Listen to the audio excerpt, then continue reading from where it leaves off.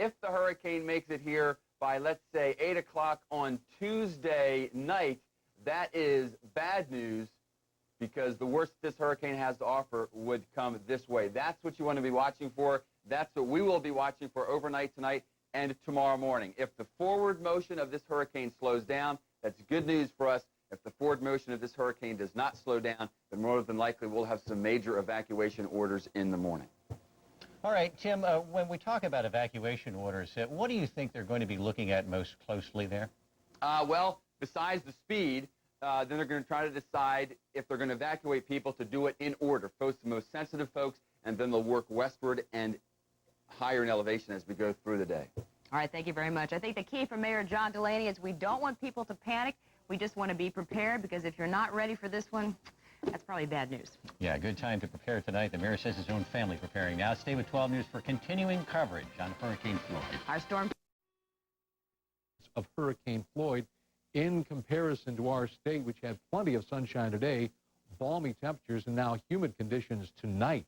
Latest on Hurricane Floyd, of course, remember, all day long the winds were at about 155 miles an hour, so it's been staying with its strength all day long. Its movement has been west all day long. Now, the last hour, it has started to make a little bit of a turn toward the northwest. Here it is, 400 miles southeast of Palm Beach, with a movement west at 14 miles an hour. Information on Floyd, here's the latest with the hurricane warning from Florida City, southeastern Florida, all the way up to just south of Brunswick, Georgia. The hurricane watch from Brunswick to Savannah, but I'm sure that will be extended when we get into the overnight hours for the rest of the Georgia coast, probably into South Carolina. Of course, the warning includes here at home, Jacksonville. Here's the larger area of path, a possible path where it is likely. It should likely go anywhere in that large area. Could go west, could go east, could go in the middle. In the middle is a possible path because of the positioning of Floyd and where Floyd is now finally making a little bit of a turn, just a little bit of a turn. If it doesn't make much more of a turn, it will stay on more of this side of the path than the outside or the Atlantic or the water path. Keep it offshore. Day by day, tomorrow morning it's going to be in the West Palm Beach or that area, southeast Florida line. Wednesday morning just south of us, and then Thursday on further if it continues to move at what we are predicting and hurricane forecasters are forecasting. It's a large storm, covers a lot of size, it covers a large area, including land, not just water. The impact is going to cover, of course, a lot of the First Coast region, so flooding most certainly is possible because a lot of rain and high winds, of course, sustaining winds we'll be talking about. Radar right now, the past 6 hours, you can just see we really have nothing from Floyd but just residual effect from yesterday's rains. Our forecast overnight tonight, hurricane warning is in effect. It's going to be breezy. The winds will be picking up 10 to 15 with higher gusts, and they'll continue to increase, low 70, at the beach about 76. For tomorrow, we'll have that hurricane warning in effect. Windy and a warm day. I don't really see any showers tomorrow during the day. They'll start to develop late in the day tomorrow. High of 85, beach 82, but look at the winds. Northeast 20 to 40 miles an hour with higher gusts. Here is your Fox 5-day forecast. Then Wednesday is Floyd Day. Thursday should be the day that Floyd starts to move away if it does what right now we're forecasting it to. Then Friday, Saturday, and Sunday, we're talking about continued improvement day by day by day. But basically, it's tomorrow night, Wednesday, that are the big bad days where we're going to deal with Floyd. And I mean deal with the heavy rains, a lot of flooding around areas up to 20 inches possible along the coastal areas, and the high winds. High winds anywhere, you know, because we're talking about hurricane force winds extending out a long way from the center of that storm. So even if it's 100 miles off the coast, we will have at least 10, 15 miles of hurricane force winds along the coastal areas inland. Yeah. We'll continue to update. We got some new numbers coming up for next half hour, so we'll just watch this. Take it seriously. Okay. Very. All right. We stay with Fox 30 News. We'll have continuing coverage of Hurricane Floyd. It's a very strong Category 4, 1 mile per under the Category 5 scenario. It's not expected to strengthen much more. In fact, it may actually weaken a little bit, but as it makes that gradual northwest turn tomorrow afternoon, it'll get within probably 100 miles of the coast of us, and by Wednesday afternoon, be offshore of us anywhere from about 20 to 100 miles. And with that scenario, you see how large the storm is. Jacksonville will still be experiencing hurricane force winds. The beaches could see wind gusts of over 100 to possibly 120 sometime Wednesday afternoon. Tom? Thank you, Brian. Join Mary Bear and me for hurricane team coverage at 11 o'clock. We'll see you then. Pants pulled down to his knees. The body was dragged from the car and left for dead. Palm Beach and, let's say, the coast of South End or North Carolina. And we are right there worried about this hurricane. Let's take a look at what it's been doing over the last 6 to 12 hours. Here's a satellite picture and a loop, and I want to show you quickly. We just got the newest coordinates in, now at 24.5 north and 74.7 west, just as strong. Expected to make the turn. We'll have more on the specific turns and what it means for us in a few minutes. All right, Tim, thanks. Time now to check in with Mayor John Delaney, keeping a close eye on this storm. Race. Will the front get here in time to turn that northward and just skim our coast? Or will it continue to move on the westerly track and make its way on land? Well, that is the big question we'll have to answer over the next 12 to 24 hours. And with the current position of Hurricane Floyd, we now move to, I'm now going to go to Tom Wills at this moment. Thank you very much, Brian. We're going to go live now to the Emergency Operations Center and a news conference by Mayor Delaney. Impacting us on the beach. Yeah, let's go ahead and join the mayor right now. All night long, we have been consulting with the beach's mayor. Mayor Vaughn from Neptune Beach is with us tonight. And it does appear that I would put it very likely that we will have to evacuate the beaches areas, low-lying areas tomorrow morning. Right now, we are anticipating making that call between 6:30 and 7 o'clock in the morning. We think that at that point in time that we'll have enough information to see if that hurricane is drifting west or east from the original path. But I would caution people, please be prepared tonight. Monitor us first thing in the morning. That should give us plenty of time, more than enough time to be able to evacuate if we make the call at 7 o'clock.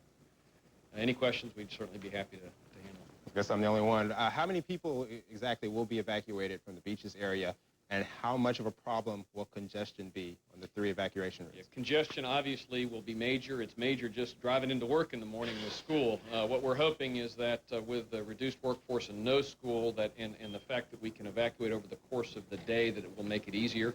You're looking in the area of 100,000 people in that whole coastal area, and obviously traffic will be long depending on when people go.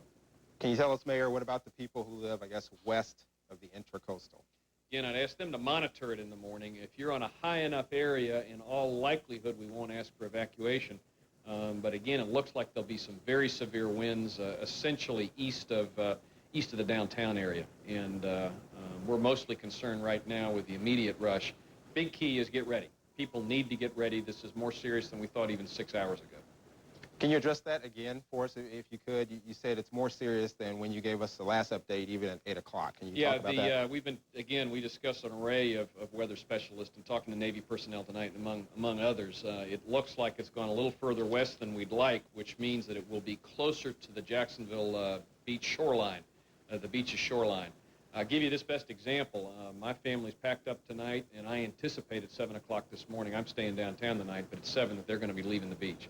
And we have not done that in at least the past 8 years, 10 years. Can you tell us how many, what people should pack, and I guess how many days they should pack for? Yeah, well, again, we think by Wednesday night, basically this will blow through, and then it's a question of the cleanup come Thursday or so. Obviously, what you need to do is to take things that are, important papers in case there is damage to your home, jewelry, special effects, photographs, those kinds of things, and pack for a couple days. That would be the best recommendation.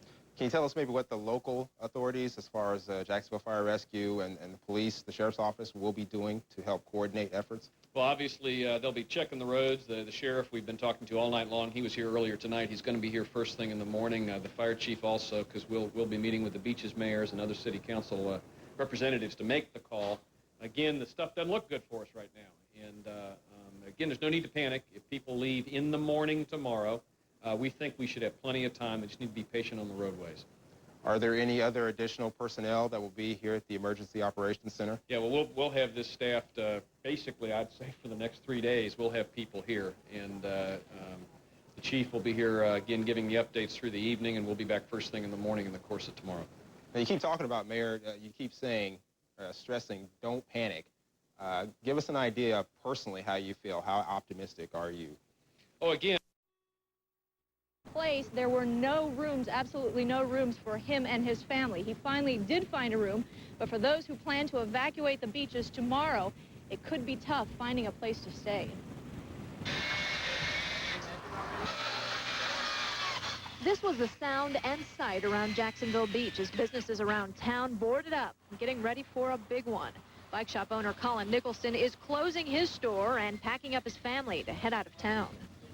Everything's telling us that it's time to do it, that this one's coming to us, so I would rather just be safe than sorry. That's the theme on everyone's mind. Folks lining up into the streets to get gasoline. Just getting some money out. And people waiting in line at ATMs to have some cash on hand. Another thing folks are having to deal with are the high prices of materials. The owner of this store says he bought some plywood earlier this year for about $10 a sheet. He just bought some today. That same plywood was going for $16 a sheet. Lucille Cucklands isn't thinking about money right now. She's more worried about leaving her home, which sits a couple of blocks from the water. She and other residents of Pablo Towers are heading out, worried about a storm that's different because it's bigger than any other, but still one that's all too familiar. I'm waiting to hear from my kids. I'm sure I'll be getting out of here. I would never stay through a hurricane. How nervous are you about this one? Real nervous. My daughter got hit with Andrew and lost everything she owned, and this scares me. Again, those special needs folks were evacuated this evening and probably will be early tomorrow morning. But something interesting, whenever there's a hurricane brewing off the coast, you can always see a lot of people coming out here, a lot of interest in what's going on in the surf. Right now, nothing really is going on. We're getting some high winds, but surely will be nothing in comparison to what happens tomorrow night or Wednesday morning when Hurricane Floyd approaches our coast. We're live in Jacksonville Beach. I'm Stacey Spanos. Now, because of the hurricane, many classes have been canceled. Here's a look at school systems that have decided to shut down. All public schools in Duval, St. Johns, Clay, Nassau, and Flagler counties will be closed tomorrow and Wednesday, as well as schools in Camden County, Georgia. All Catholic schools in Duval County will be closed tomorrow and Wednesday. Putnam County schools, same story, closed tomorrow and Wednesday. Bradford County schools will be closed at least tomorrow. And Jacksonville University, the University of North Florida, and FCCJ have canceled classes tomorrow and Wednesday. From grocery stores to hardware stores all over town, the rush is on to get last-minute storm supplies. And News Channel 4's Jennifer Y is joining us now live from Regency. Jennifer? Mary, well, it's very loud here. It's been chaotic and at times extremely hectic, but amazingly, everyone has remained calm. Many of these people here have been waiting for hours for the supplies that they need, and the biggest thing that they're looking for just arrived: wood. One more, Clayton. Another load finished with hundreds more waiting. It's been nonstop. People have been coming in and out, and they're buying big quantities. They're not buying 1 or 2 batteries.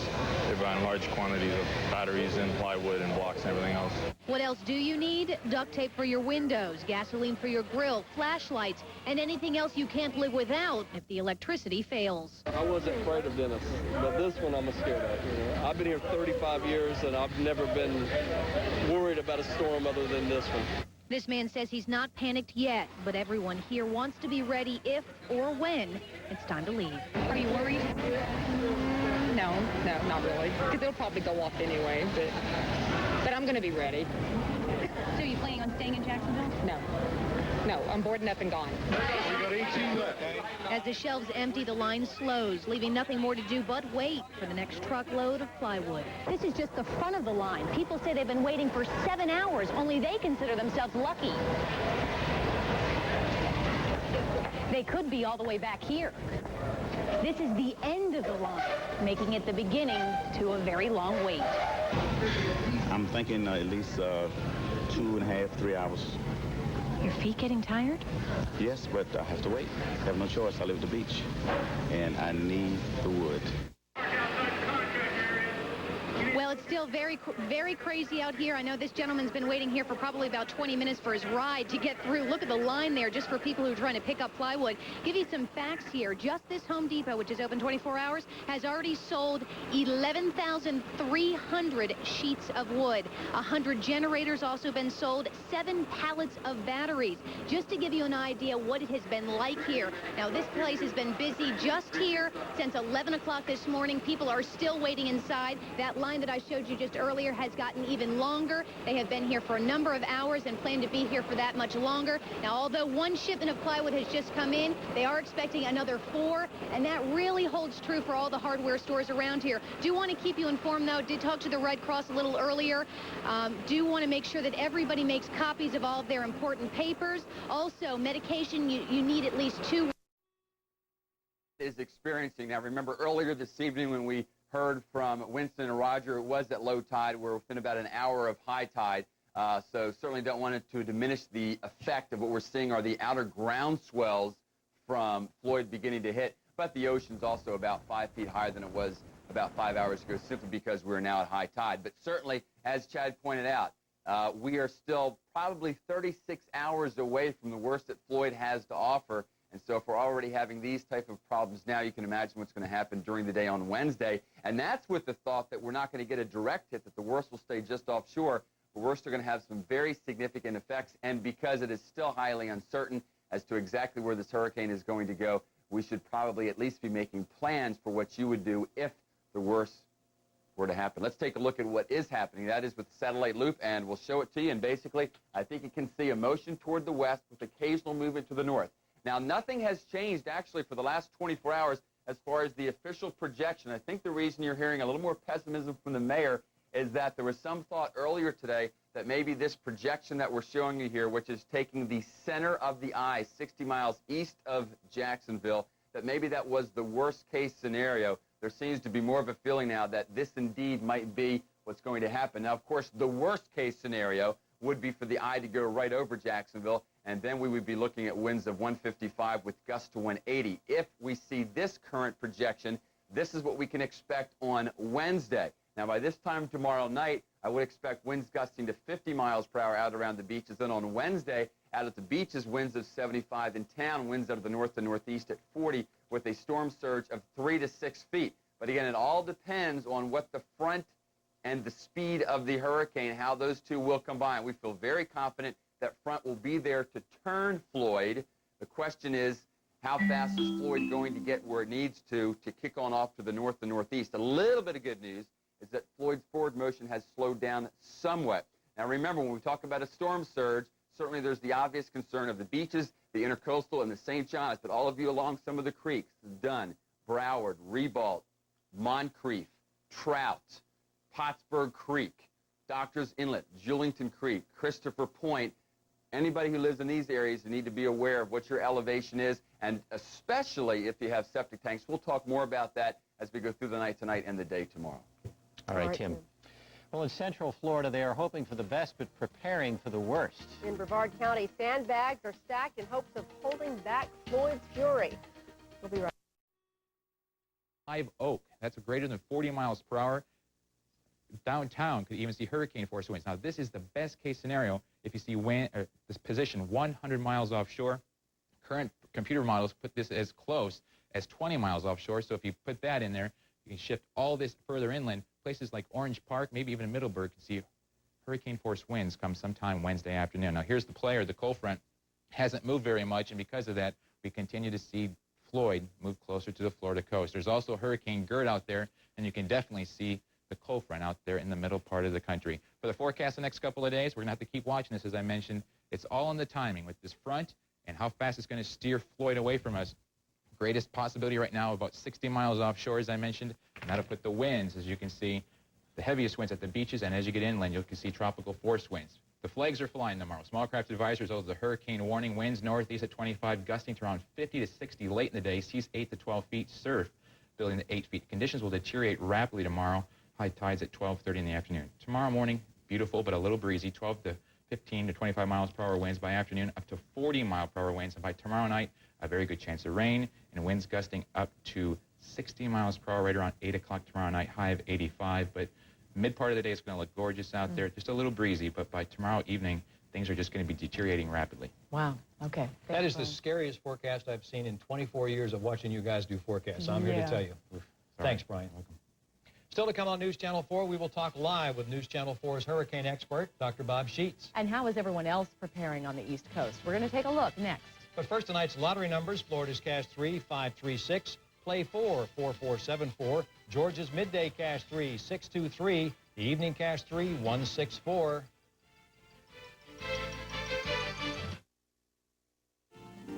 Welcome to tonight's Florida Lottery Fantasy 5 game for Monday, September 13th, 1999. Match all 5 numbers and win thousands and thousands of dollars. Nancy Ruthven selects tonight's Fantasy 5 numbers. The first number is 18. The second number is 24. The third number is 1. The fourth number is 8. And the last number is 25. On Saturday, there were 2 big winners in the Florida Lotto game. The winning tickets were sold in Campbellton and Coconut Creek. The total grand prize jackpot was an estimated $7 million. All drawings are supervised by Lottery Security and certified by Valiente Hernandez and Company. Tonight's Fantasy 5 numbers are 18, 24, 1, 8, and 25. And remember, when you play, we all win. Only our weather makes news daily. Slightly offshore and then into South Carolina, Georgia, North Carolina. So those are the uncertainties. But it's a very powerful, very large, in the top 10% of all hurricanes we've ever seen. In the top 10%. Now, you have seen the damage that Andrew did. I know you've seen the damage that Hugo did. How would you compare the potential from Floyd? Well, I think the potential here is that great. However, the good news is the storm is moving nearly parallel to the coast and forecast to do that. And if it moves nearly parallel to the coast, you won't have as much damage. Now, once it gets up into the South Carolina area, it's going to make a more direct hit there. But even there, it would not be the same as Hugo. Hugo came in on a direct course, something like that, as compared to an angle there. So that difference is going to make a considerable difference as far as the storm surge is concerned. But wind, it could be quite severe up in South Carolina, North Carolina. Florida on the weaker side of the storm. Thank you very much, Dr. Sheets, and I'll know we'll be hearing a lot more from you over the next 24 to 48 hours. Thanks again. Okay. We have set up a hotline so you can get up-to-date information on the hurricane's path. The phone number to call is 393-9878. And still ahead, we'll take a look at how the rest of Florida is preparing for Floyd. Plus, what can we expect from a storm surge? The answer to that may surprise you. We'll have that story next. 25 higher, of course, at the beaches. Rain's moving in late in the day, and of course, winds picking up to hurricane force late tomorrow night. So conditions rapidly deteriorate as the day goes on tomorrow. So, of course, keep it right here to News Channel 4. We'll keep you up to date. Now, before we go to tonight's Late Show, we want to check in again with Fred Halstead, who is at the Duval County Emergency Operations Center. Fred? Right now, we are still at a level 3 activation. That's expected to go to level 4 activation by morning. The mayor, John Delaney, just announced earlier tonight that he will probably formally make evacuations begin sometime between 6:30 and 7 in the morning to evacuate people at the beaches area. Once again, that's between 6:30 and 7 a.m. tomorrow morning. Of course, we hope to bring that to you live here on News Channel 4. We're live downtown. I'm Fred Halstead. And stay with News Channel 4 throughout the night for the very latest on Hurricane Floyd. Our storm team will have updates every half hour, more if necessary. And you'll want to tune in to Eyewitness News Daybreak starting at a special time, 5 a.m. Look for the very latest information on possible evacuations and on Floyd's track. Thanks for staying up late with us. We're going to now go to David Letterman, already in progress.